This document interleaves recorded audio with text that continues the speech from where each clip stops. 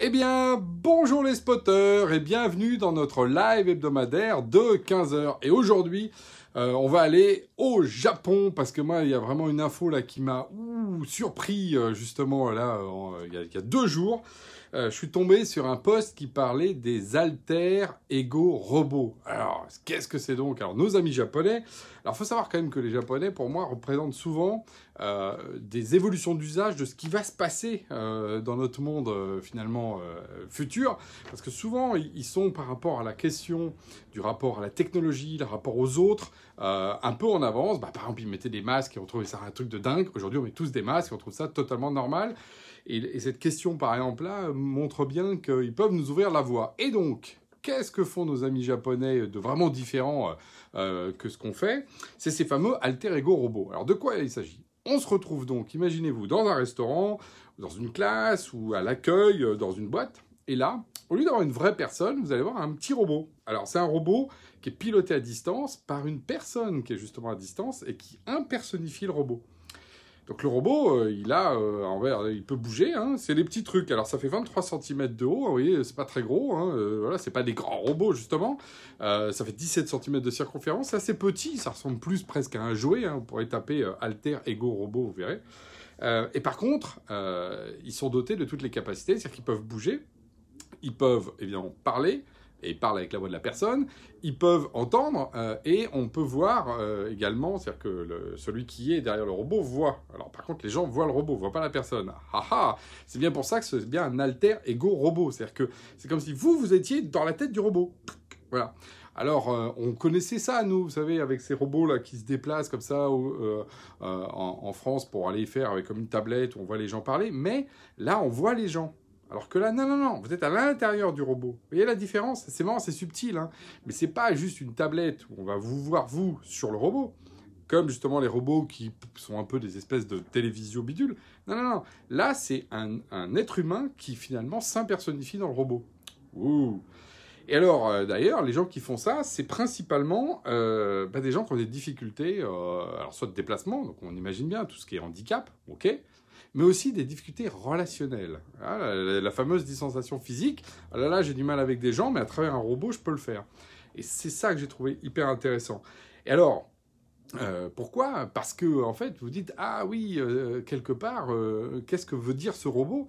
Ça veut dire que c'est comme un exosquelette, sauf qu'à distance.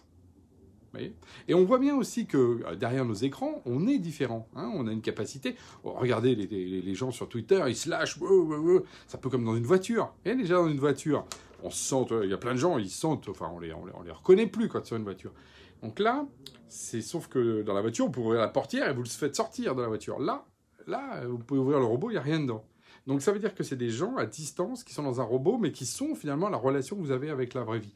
C'est quand même ça très très très surprenant et ça configure, je trouve, un autre mode de relationnel. Alors on aurait pu le trouver, alors comme d'habitude, on aurait pu stigmatiser nos Japonais en disant « Oh, les Japonais, ils sont évidemment bien différents des autres. » Oui. Mais enfin, je vous rappelle qu'aujourd'hui, regardez, on est tous les uns derrière les autres, en distance. La visio aujourd'hui, est-ce que c'est pas quelque part un alter ego déjà? C'est-à-dire qu'on voit les gens à travers un écran. Regardez, nous, tous les jours, on passe notre temps à faire ça. Est-ce qu'il n'y a pas déjà une première impersonnification? Alors, clairement, on est là avec notre visage, mais regardez, on peut mettre des effets, on peut flouter, enfin, il commence à y avoir déjà un peu de ça.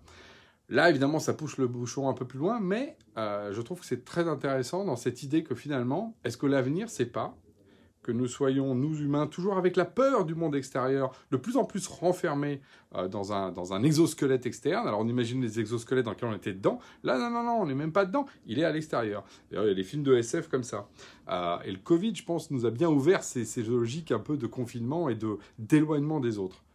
Très clairement, on s'est éloigné des autres. Donc pourquoi pas mettre des robots entre nous, hein? Parce que moi, les robots, la bonne nouvelle, c'est qu'ils ne propagent pas de virus, par exemple. Vous voyez ce que ça pourrait engendrer dans notre paranoïa actuelle du rapport à l'autre. Donc on fait des alter ego robots qui se rencontrent, et puis voilà, ça suffit. Pourquoi s'emmerder à se déplacer?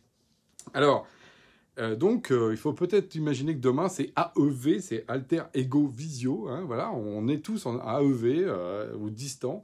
Ça va être un peu notre mode de communication.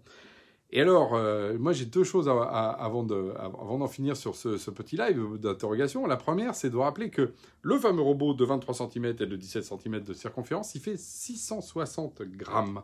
Alors pourquoi je vous dis ça? Parce que moi ça m'a rappelé un film qui s'appelle 21 grammes, où là justement 21 grammes, alors on comprend dans le film qu'en fait c'est le poids de l'âme. L'âme peserait, alors dans l'historique médiéval, 21 grammes. C'est pas grand chose, hein, 21 grammes. Mais c'est ça qui fait la différence entre être vivant et être mort. Et il y a une différence de 21 grammes entre un corps et un corps défunt qui n'a plus d'âme et qui donc perd 21 grammes. Alors moi je me dis, 660 grammes moins 21, il en reste 640 pour le corps. Alors les muscles, l'esprit, tout le reste, l'amour, l'émotion, la musique, enfin tout ce qu'on peut imaginer, qu'on doit caser dans 660 grammes, vu qu'on a déjà pris 21 grammes pour ça de l'âme. Et je me dis, comment est-ce qu'on va pouvoir dépioter l'humain par ces petits bouts? Donc ça c'est la première chose, et 21 grammes sur 660, ça fait pas grand-chose quand même, l'âme est peu de choses. Et deuxième point, et là, peut-être vous allez répondre justement dans le flux, que ce soit sur Facebook, pour ceux qui en ont sur Facebook, ou sur LinkedIn, parce qu'après je le reposte sur LinkedIn, ce petit live. Et vous, est-ce que vous feriez ça? Est-ce que vous accepteriez d'être impersonné dans un robot, dans une situation de rencontre avec d'autres personnes? Voilà, vous avez accepté la visio, très bien. Est-ce que vous acceptez le robot? Répondez dans le flux, je suis vraiment intéressé d'avoir vos réponses. Et bien sur ce, à la semaine prochaine.